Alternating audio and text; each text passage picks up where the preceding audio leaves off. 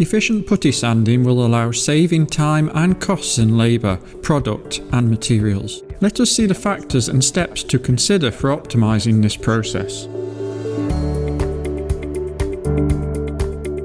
The correct choice of putty, according to its performance and adhesion to the part, will influence the quality and time spent on the repair.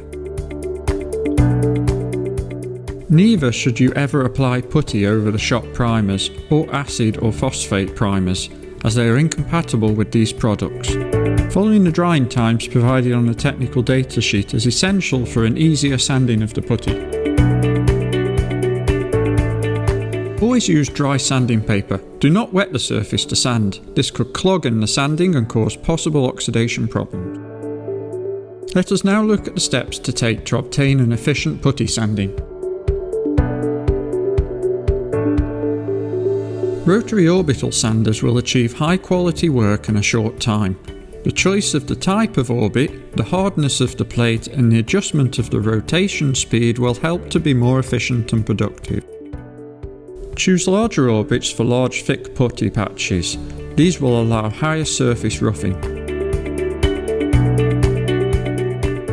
On the other hand, use smaller orbits to refine medium or minor damage with a thinner coat. Choosing the right grit size for each repair will affect the quality of the top coat.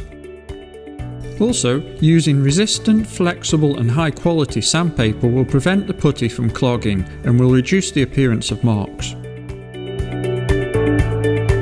Start sanding with a coarser sanding grit to remove spatula marks and burrs from the area of application.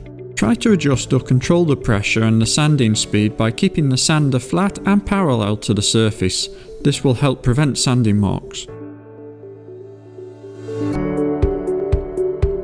Use an abrasive sponge in hard to reach areas such as hollow spaces or difficult angles. Level and smooth the surface using a medium grit.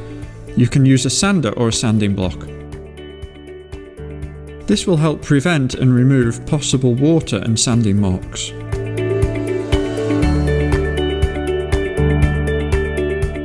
Change the grit to refine the putty and prevent the appearance of sanding marks on the top coat paints. Once this last step has been carried out, clean the surface and it will be ready for the application of the primer filler coat.